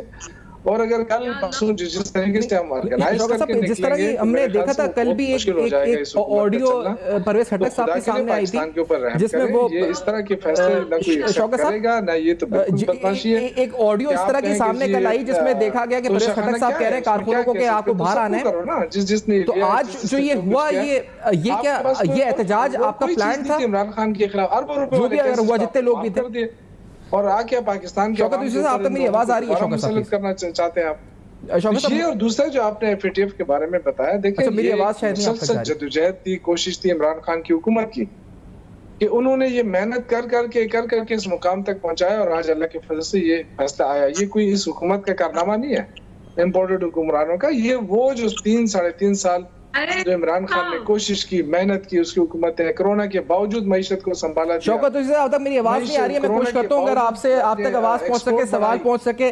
मैं शर्मिला फारूकी साहबा साथ है हमारे दोबारा।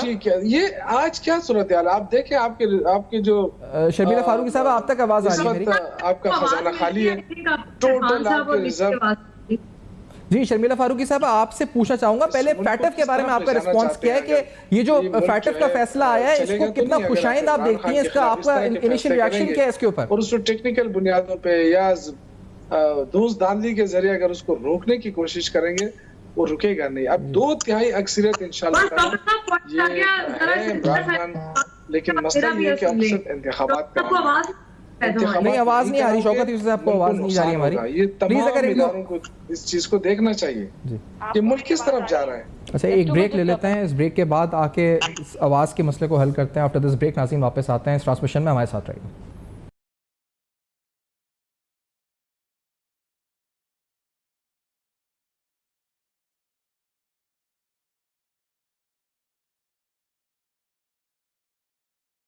सुनाया है कि वो सादिक और अमीन नहीं है, उन्होंने इंटेंशनली जानबूझ के बदनीयती के साथ ही चीजें छुपाई हैं। So I think it is very very clear. अब इसके ऊपर मुख्तलिफ कानूनी तौर पे बहुत से मुख्तलिफ राय आ रही है, कुछ एम्बिग्विटीज अभी भी हैं। बहुत से लोग कह रहे हैं कि शायद ये कोर्ट ऑफ लॉ के अंदर स्टैंड ना कर सके। बहुत से लोग कह रहे हैं कि ये जो डिस्क्वालिफिकेशन है ये टेम्पररी है, अगस्त 2023 तक है, ये लाइफ टाइम या 5 साल की डिस्क्वालिफिकेशन नहीं है। फैसला कितना ठोस है आपकी नजर में, मतलब कितना मजबूत है, क्या कमजोर है या मजबूत है आपकी नजर में, कैसा फैसला?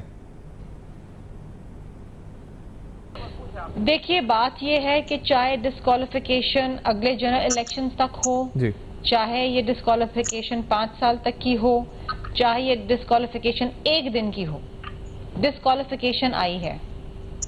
ये फैसला सामने आया है कि इंटेंशनली जानबूझकर गलत बयानी की गई और छुपाया गया और जो हकायक हैं उसके मुनाफी बात की गई। ये एक हकीकत है, इसको तस्लीम करना पड़ेगा। आगे जाके जाहिर बात है उनके पास फॉरम अपील है। मोना आपसे कुछ पूछना चाह रही है शर्मिला साहब? मोना आलम भी हमारे साथ हैं, उसके अंदर मे बी इनको ठीक है। मैं मोना आप कुछ पूछना चाह रही हैं प्लीज? फैसला अपनी जगह पर मौजूद है। मेरी आवाज अगर आपको मौसूल हो रही है, आपसे ये अर्ज है कि अब से कुछ दिन पहले ज़िमनी इंतखाबात में 6 की 6 सीटें इमरान खान साहब ने अपने नाम की। ये बात बिल्कुल सही है। अभी जो शौकत यूसुफजई साहब कह रहे थे ना कि वो मतलब मैलफाइडी पर मबनी है, ये सारी इलेक्शन कमिश्नर हमारे खिलाफ पिच हुआ है वगैरह वगैरह, वो सारी बातें पूछेंगे। आप ठीक कह रही हैं कि फैक्चुअली वो तहाइफ बेचकर पैसे अपने पास रखे गए और डिक्लेयर नहीं किया गया, दिस इज करेक्ट। लेकिन 5 ज़िमनी सीट्स अपने नाम करना ये इलेक्टोरली एक बहुत बड़ा मार्का है। लोगों के दिलों से तो खत्म नहीं कर सकते ना ये बात को, और क्या पॉपुलैरिटी ग्राफ कम हो जाएगा इमरान खान साहब का, गिवन द फैक्ट कि इस वक्त जो सड़कों पे सूरत हाल है पाकिस्तान भर में। या आइन और कानून की बात है, फैसला लोगों के सेंटिमेंट्स पे नहीं दिया जाता है। जब आप फैसला देते हैं इलेक्शन कमीशन ऑफ पाकिस्तान के सामने या अदालतों के सामने, तो आप इमोशंस को नहीं देखते। इमरान खान साहब की बेशक पॉपुलैरिटी होगी, उन्होंने 6 में से 7 सीटें भी जीती होंगी, उनके वोटर्स भी अपनी जगह हैं, लेकिन हकीकत ये है कि उन्होंने एक फॉल्स डिक्लेरेशन दी है। इसमें साफ साफ ये कहा गया है कि there has been a false declaration और हकायक को छुपाए गए, इनकरेक्ट डिक्लेरेशन, फॉल्स स्टेटमेंट्स, गलत बयानी। तो बात यह है कि एक तरफ तो आप एक जमात के सरबराह हैं, आपके वोटर्स हैं, आपके फॉलोअर्स हैं, सही बात है, लेकिन दूसरी तरफ जब आपसे एसेट्स की बात की जाती है और आपसे पूछा जाता है तो आप जानबूझकर गलत बयानी करते हैं। ये तो अपने उन वोटर्स को भी धोखा देने वाली बात है जिन्होंने आप पे एतबार किया, जिन्होंने आपके ऊपर अपना एक ट्रस्ट रखा। शर्मिला साहिबा को कहते हैं आपने इक्विटी है, तो फिर आप दीगर जो शरीफ फैमिली या जरदारी फैमिली के जो तोशाखाना रेफरेंसेस थे, आपको याद होगा पिछले दौर में इमरान खान की हुकूमत ने वो चलाए गए थे कि जी इतनी गाड़ियों का एक्सचेंज हुआ यूसुफ रजा गिलानी साहब और नवाज शरीफ साहब के दरमियान, तो आज भी आपने सुना फवाद चौधरी साहब ये कह रहे थे भाई अगर हमने तोशा खाना से कुछ लिया है तो उन्होंने भी तो लिया है, तो उनके रेफरेंसेस क्यों नहीं खोलता election commissioner? Mona, you missing a point here. Toshakhana से चीजें खरीदना गलत नहीं है, वो कानून के मुताबिक है, लेकिन उनको डिक्लेयर ना करना कानून के मुतरादिफ है ना। अगर मैं एक जायज तरीके से एक घड़ी खरीदती हूँ लेकिन मैं उसको अपने एसेट्स के अंदर डिक्लेयर नहीं करती हूँ जानबूझ के, तो वो गलत है, वो आइन के और इलेक्शन एक्ट 2017 के खिलाफ है। मिस डिक्लेरेशन ऑफ एसेट्स, मैं एज अ सियासतदान, एज अ पार्लियामेंटेरियन, मुझे अपने एसेट्स और लायबिलिटीज डिक्लेयर करने होते हैं हर साल इलेक्शन कमीशन ऑफ पाकिस्तान के सामने। अगर मैं 5 रुपए भी छुपाऊंगी तो मैं लायबल हूँ डिस्क्वालीफाई होने के लिए। इससे मेरे वोटर्स जो हैं उसके ऊपर फर्क नहीं पड़ेगा, लेकिन हाँ मेरे वोटर्स को ये किए गए, ये दैट इज करेक्ट। हाँ, आई गॉट योर पॉइंट। जी जी जी, जाएगा कि मैं झूठी खरीदना। देखिए, तोशा खाना से सामान खरीदना खरीदा है, गलत नहीं है, लेकिन आपको उसे डिक्लेयर करना जरूरी है, बिकॉज वो आपके एसेट्स में आ जाता है। वो बात है तो let them also you know pursue those references, ताकि उनको दूसरे वालों को भी तसल्ली हो जाए हमारे साथ कोई फाउल प्ले नहीं हुआ है। अगले वालों के भी उन्होंने रेफरेंसेस उसी तरह से चलाए हैं इलेक्शन कमीशन ने। अच्छा, एक बात और मैं यहाँ पे कहना चाहूंगा, मैं आप दोनों, मोना आप भी इस पे कमेंट करें, शर्मिला साहब आप भी।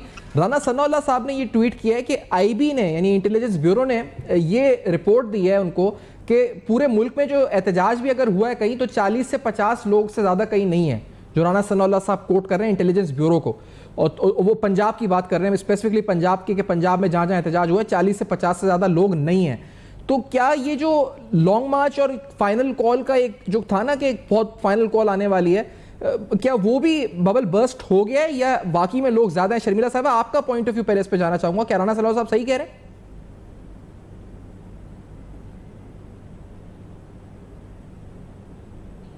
देखिए, मैं तो कराची में बैठी हूँ, तो मैं कराची के हवाले से आपको बता सकती हूँ, यहाँ पर तो किसी किस्म का कोई एहतजाज मुझे नजर नहीं आया।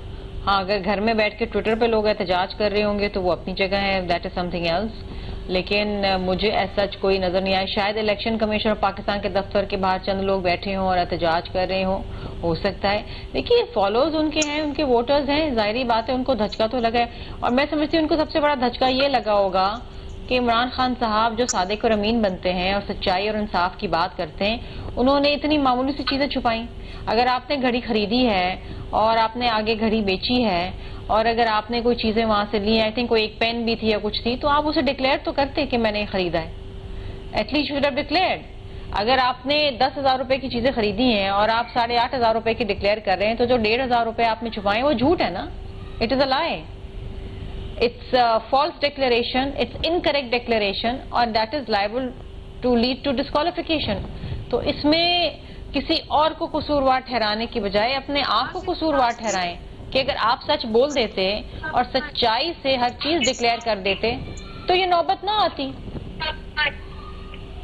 जो नवाज शरीफ साहब की बात ये कि इस वक्त तो आप लोग इत्तेहादी हैं और बड़ा आपका मतलब एक रफाकत नजर आ रही है और उन्स नजर आ रहा है दोनों जमातों में, लेकिन ये कि जो उनकी नाअहली थी जो सुप्रीम कोर्ट ने की थी, that to was under 62(1)(f, यही 62-63, और वो ये बात कहते थे कि जी आपने भी कंसील किया है, आपने बेटे से तनख्वाह नहीं ली, लेकिन जो तनख्वाह आपके पास आ गई है आपने बैंक में अपने ना भी एक्सेप्ट की हो तो वो आपकी रिसीवेबल है, so you are obliged and you are supposed to you know put them in your assets, वो आपके रिसीवेबल्स हैं।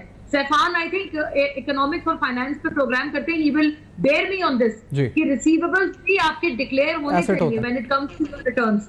शर्मिला साहिबा, तो क्या आप फिर हैविंग सेड दैट कि अगर खान साहब ने डिक्लेरेशन नहीं की, आपको लगता है नवाज शरीफ की जो नाअहली थी वो भी ठीक थी, given you know he is your good ally these days?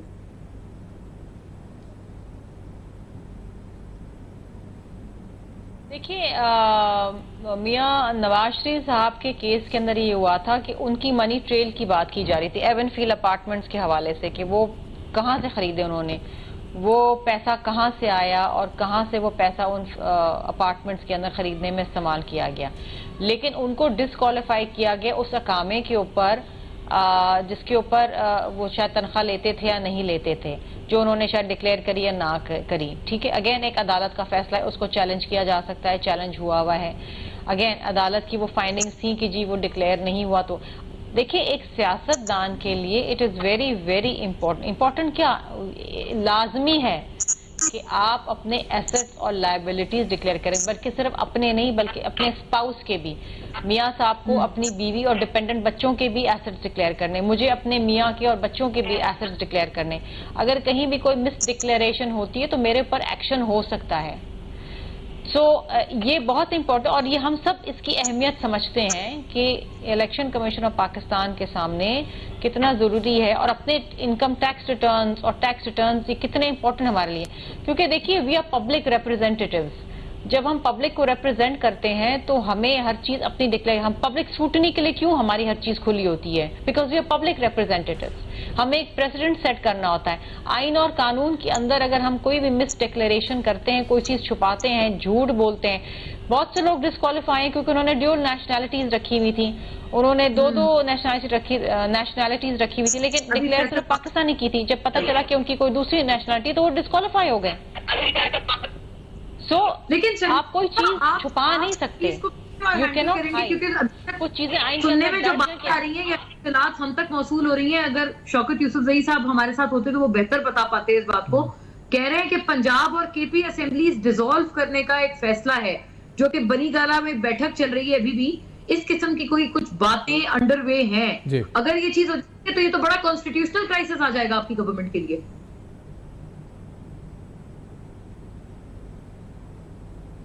Punjab और केपीकी के असेंबलीज उस वक्त डिसॉल्व होंगे अगर वहां के सिटिंग चीफ मिनिस्टर ये रेफरेंस भेजें प्रेसिडेंट ऑफ पाकिस्तान को कि जी ये असेंबलीज डिसॉल्व कर दें, तो डिसॉल्व होंगी। आइन के अंदर अगेन एक तरीका दर्ज है।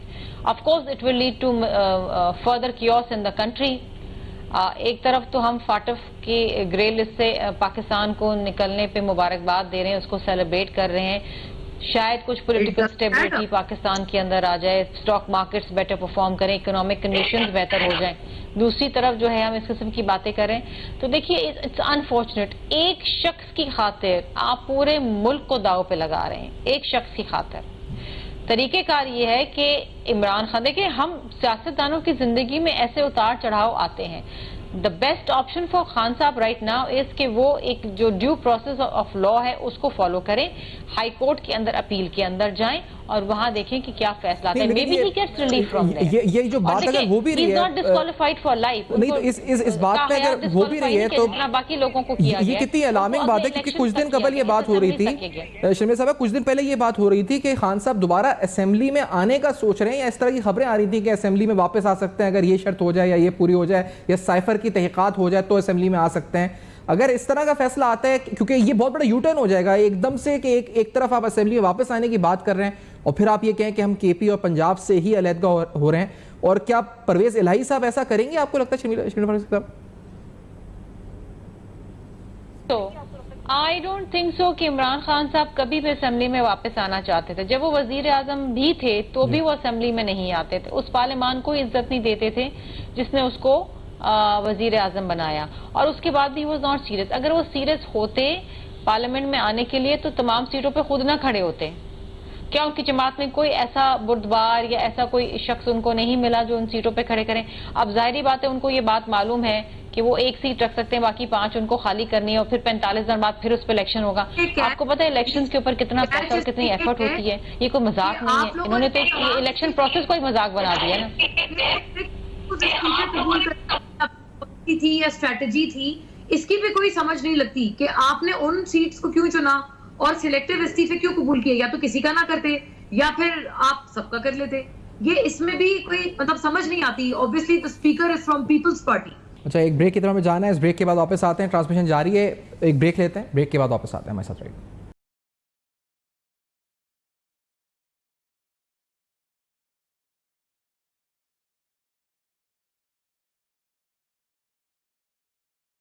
Welcome back. आप देख रहे हैं अब तक पर खुसूसी ट्रांसमिशन। आज इस पूरी ट्रांसमिशन में इस फैसले के इलेक्शन कमीशन ऑफ पाकिस्तान के कानूनी और सियासी पहलुओं पे गुफ्तगू की है। इससे फ़र्क क्या पड़ेगा इमरान खान साहब के सियासी कैरियर पे, इसकी इंप्लीकेशंस क्या होंगी। साथ साथ इसी दौरान इस ट्रांसमिशन में फैटिफ के हवाले से फैसला आया। इस दौरान ये भी इत्तलात कि बनी गाला में इजलास चल रहा है, वहाँ कुछ फैसले हो सकते हैं अहम। क्या वो फैसले हो सकते हैं, किस तरह से ये आज का दिन जो है असरअंदाज हो सकता है पाकिस्तानी सियासत पे, उससे मजीद गुफ्तगू करते हैं। मुन्ना ये बताएं, क्योंकि अब जो खास तौर पे हालिया इलेक्शंस हुए थे इन इलेक्शंस में हमने देखा कि इमरान खान साहब अपनी जीती हुई 11 में से 8 सीटें जीते और बड़े अच्छे मार्जिन से उनके कुछ मार्जिन इंप्रूव भी हुए। क्या लोगों ने बहुत से कहा कि शायद जो उनकी पीक थी वो उससे कम हुए हैं, उससे नीचे आए हैं।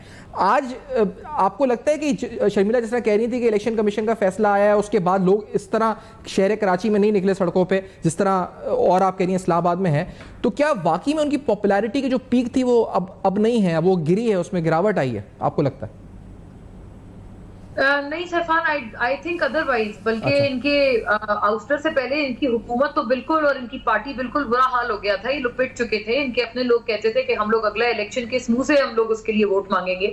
तो इनकी तो एक क्या कहते हैं वो मरे हुए जिस्म में जैसे जान फूंकते हैं ना, वो वाली चीज हो गई है इनके साथ। ये चीज हुई है इनको, इनका आउस्टर करके और इनको नो कॉन्फिडेंस वगैरह के जरिए निकाल के, उसमें वो बयानिया झूठा ही सही लेकिन वो बहुत बिका है जो साजिश वाला है, और उसकी जो रिफ्लेक्शंस है वो हमें साफ नजर आते हैं इन तमाम नंबर्स में, जो कि आपने खुद भी बिल्कुल आपने बताया है कि मार्जिन भी बढ़ गए हैं अब इन तमाम के। जो विनिंग मार्जिन है पीटीआई का वो उन तमाम सीट्स पे बढ़ा है। हाँ, लेकिन ये भी एक बहुत बड़ी कंसिडरेशन है कि उस पर खान साहब खुद खड़े हुए थे। पहले उन सीट्स पे खान साहब खुद तो नहीं थे ना। अब खान साहब का खुद खड़े होना तो ऐसी बात है ना कि या तो वो बिलावल के मद्दे मुकाबिल आ जाए, या नवाज शरीफ के मद्दे मुकाबिल आ जाए, या जरदारी साहब के आ जाए। बिलावल भी I don't think is the right example, क्योंकि बिलावल तो उनकी बच्चों की एज के हैं। जरदारी साहब और नवाज शरीफ साहब ये ज्यादा सही एग्जांपल्स हैं कि अगर इनके अगेंस्ट खड़े होते फिर हाँ हम देखते कि भाई कितना विनिंग मार्जिन बढ़े। लेकिन पता है इस बात की कतई नजर अभी सैफान, अभी जैसे बनी गाला में जो इजलास चल रहा है तो बड़ी ये मुसद्दिका इत्तलात मौसूल हुई है हमें कि केपी और पंजाब असेंबलीज इनको डिसॉल्व करने की तरफ भी अब ये सोचा जा रहा है।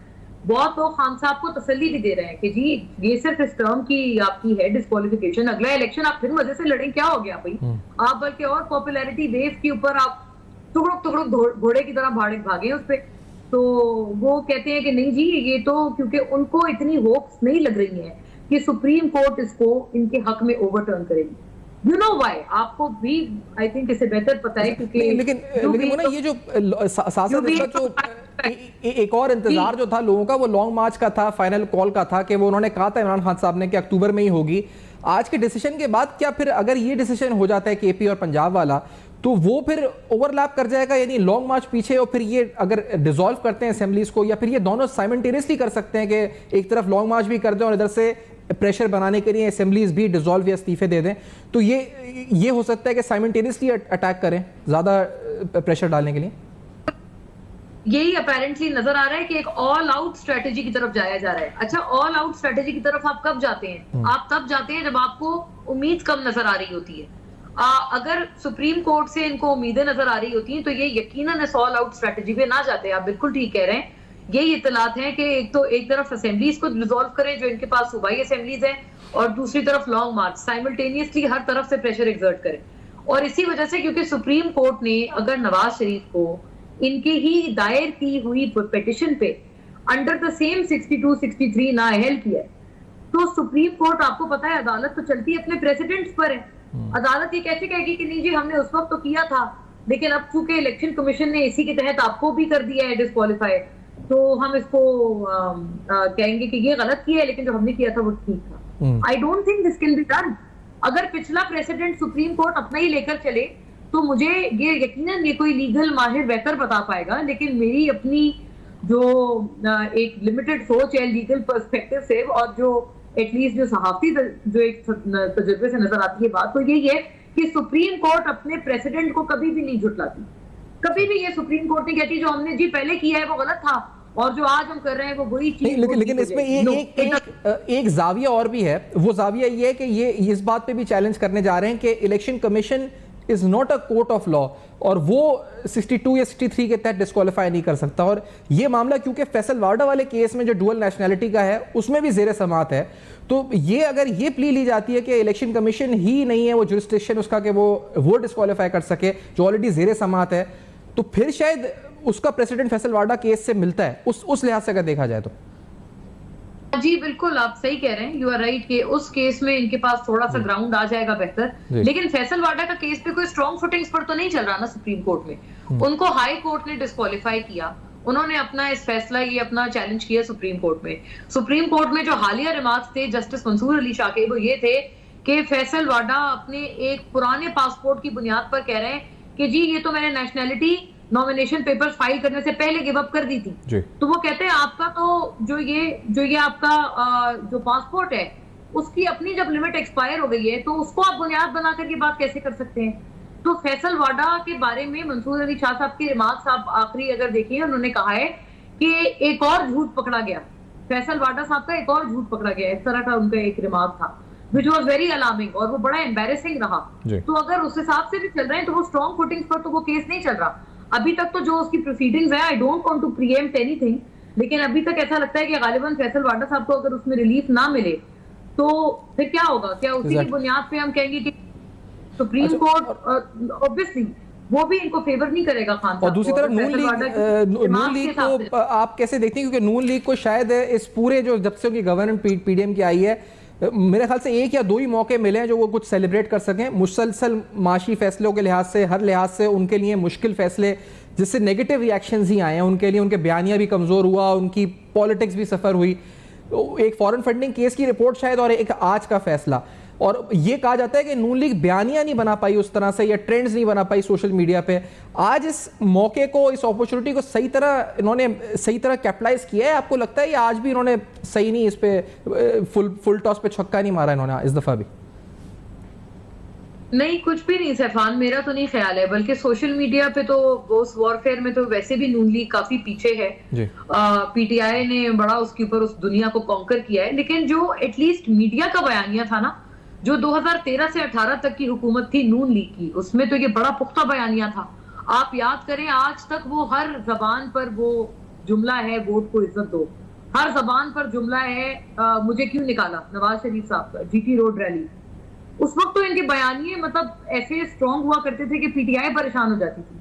आज उल्टा नजर आता है। ये मुझे नहीं पता कि क्या रीजन है कि जब से ये आउस्टर हुआ है इमरान खान साहब का, तो अपना बयानिया ये लोग उस तरह से नहीं बना पाए हैं। और ये एक एविडेंट सच है जो कि इनके अपने लोगों से जब हम बात करते हैं तो वो ये बात एडमिट करते हैं, बल्कि इस हद तक हमें कहते हैं कि नवाज शरीफ साहब को भी इस बात की कमी महसूस होती है कि जी आपके पास इतनी सारी एक फील्ड्स हैं खेलने के लिए, ये भी एक एरिया है, वो भी एक एरिया है, आई मीन बहुत सारी चीजें। ये तोशाखाना केस तो गनीमत समझे कि इलेक्शन कमीशन ने फैसला दे दिया, वरना ये रेवलेशन क्या आपको और मुझे नहीं पता सैफान कि इन्होंने घड़ियां बेची, इन्होंने चीजें बेची, वो अपने नाम किए। ये कितनी एम्बैरेसिंग बात है मुल्क के लिए। इस पे नून लीग का कितना बयानिया आया सामने। वो जो फरा गोगी जो उनका केस है उसको कितना प्ले अप किया। अगर प्ले अप किया होता तो इलेक्शंस में ये नताइज तो ना होते ना।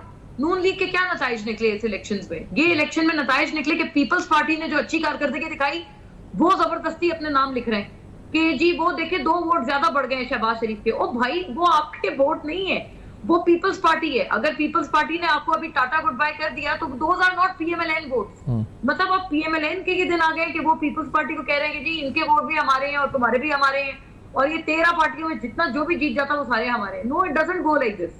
अगर इनके ऊपर इनका बयानिया बना होता तो इनको ये इलेक्टोरल जो नताइज थे, इन इलेक्टोरल रिजल्ट्स का सामना ना होता जो हमने ओवर द वीकेंड देखे। सही। और साथ साथ क्योंकि ये भी है, क्योंकि ये भी हमने देखा है कि जब भी इमरान खान साहब की गिरफ्तारी या इमरान खान साहब के खिलाफ कोई कानूनी कार्रवाई इस हुकूमत ने सोची भी है तो वो जैसे कहा जाता है कि उसकी हाइप बनी है, वो मामला पहुंचे आगे तक, लेकिन जब वक्त आया बनी गला तक पुलिस पहुंच गई, फिर हमने देखा कि बैक ऑफ हो जाता है। तो हर दफा यही हमने देखा है कि दस्ते भी पहुंच जाते हैं, सब कुछ हो जाता है, कोई केस है भी तो कानूनी कार्रवाई हुकूमत नहीं कर पाती। लगता ये भी है कि इसमें कोई खौफ सा भी है मोना हुकूमत को। क्या आपको लगता है अभी भी ये खौफ होगा आज के फैसले के बाद के, या ये बढ़ गया होगा खौफ या कम हुआ होगा कि कुछ इमरान खान साहब खिलाफ कुछ करे कानूनी कार्रवाई तो उसके इंप्लीकेशंस आ सकती हैं, सियासी मुल्क बंद हो सकता है या कुछ हो सकता है, ऐसा कोई खौफ लगता है आपको हुकूमत को है? देखिए ऐसी बात है सैफान के जो एक ये अपना हमेशा से एक जो पहुंच जाते हैं ना, इमरान खान साहब को गिरफ्तार करने को पहुंचे, ये अपने जत्थे निकाल देते हैं, अपने लोगों को कहते हैं जाओ घेराव करो बनी गाला का, उससे हुकूमत खौफजदा हो जाती है, लेट्स एडमिट इट, हो जाती है। उनके ऊपर जो प्रेशर एक्सर्ट किया जाता है वो प्रेशर एक्सर्ट हो जाता है। अगर ना होता तो ये चीज ना सामने आती, अभी तक गिरफ्तारी हो चुकी होती है। और इमरान खान साहब वो किस बात की गिरफ्तारी से डर रहे हैं, मेरी समझ से बाला तर है ये चीज। अगर वो एक दफा गिरफ्तार हो जाएं, माशाल्लाह उनकी फिटनेस, वो खुद कहते हैं कि मैं तो इतना फिट, मेरे मुकाबले में तो कोई है नहीं दूसरा लीडर, और विच इज अ फैक्ट, मतलब कि फैक्चुअल बात है, ये कोई ऐसी वो हवा की बात नहीं करते, तो why does he fear the jail? मेरी बात ये समझ नहीं आती। उनकी पॉपुलैरिटी में यकीनन इजाफा होगा, उनके सपोर्टर उनको आप ये बात कहीं लिख दें, वो कहते हैं नहीं, उनको कोई अच्छी तजवीज देता है। बहुत से सवालात हैं मुना, ये सारे सियासी मामलात हैं, देखते हैं आगे किस तरह बढ़ते हैं ये और क्या फैसले होते हैं बनी गाला में, साथ साथ हुकूमत की तरफ से क्या हिकमत अमली अपनाई जाती है। आपका भी शुक्रिया अदा करते हैं, तमाम गेस्ट का भी शुक्रिया अदा करते हैं और इस ट्रांसमिशन को यहाँ पर वाइंड अप करते हैं। नाज़रीन अपना ख्याल रखिएगा, देखते रहेगा अब तक।